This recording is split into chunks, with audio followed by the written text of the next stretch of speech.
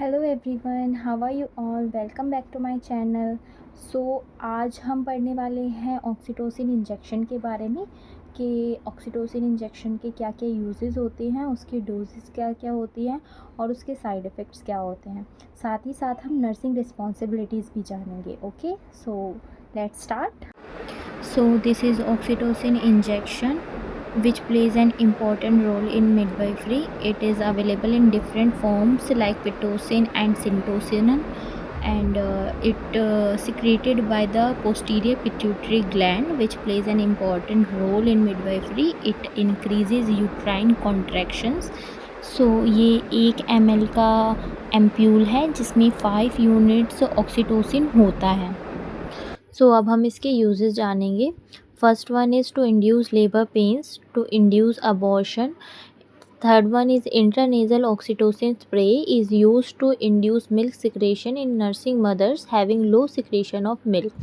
जो intranasal oxytocin spray है अब ये बैन कर दिया गया है, अब ये प्रैक्टिस में नहीं आता है। And the fourth one is to control post partum haemorrhage. Delivery के बाद जो भी ब्लीडिंग होती है उसे ये कंट्रोल करता है।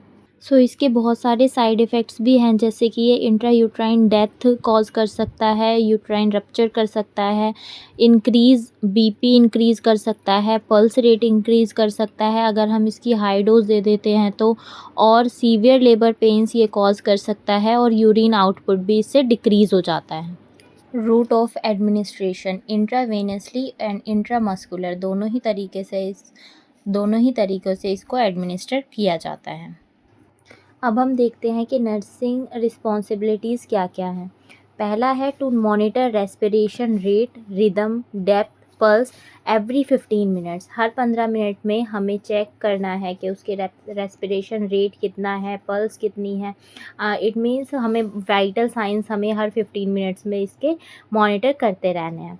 Second one is always keep ready with emergency drugs near the patient. हमेशा जब भी हम ऑक्सीटोसिन एडमिनिस्टर करते हैं हमें एमरजेंसी ड्रग्स हमेशा रेडी रखना है। Third one is do not leave the patient alone. Patient को अकेला कभी नहीं छोड़ना है। Next, urine intake and output chart maintain करना है। And the next is to note fetal heart rate, fetal distress and the uterine contractions. क्या मतलब कितने यूट्राइन कॉन्ट्रैक्शंस आ रहे हैं, फीटल हार्ट साउंड ठीक है या नहीं, फीटल हार्ट रेट सही है या नहीं, और सबसे मेन फीटल डिस्ट्रेस ना हो, इसका हमें ख़ास ध्यान रखना होता है। And the next is to assess signs and symptoms of water intoxication, confusion, drowsiness, headache, anuria. ये सब हमें चेक करते रहना है कि पेशेंट में ये सब सिम्टम्स या साइन तो नहीं आ रहे हैं। Next, to advise patients' relatives to report in case of increased blood loss, fever, abdominal pain and cramps and foul smelling lochia।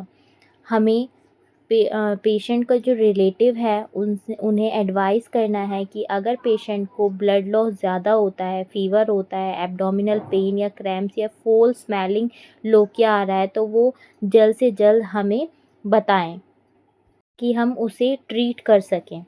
I hope this video will be very helpful to you. अगर आपको कोई भी query होती है तो आप मुझे comment box में कमेंट करके बता सकते हैं।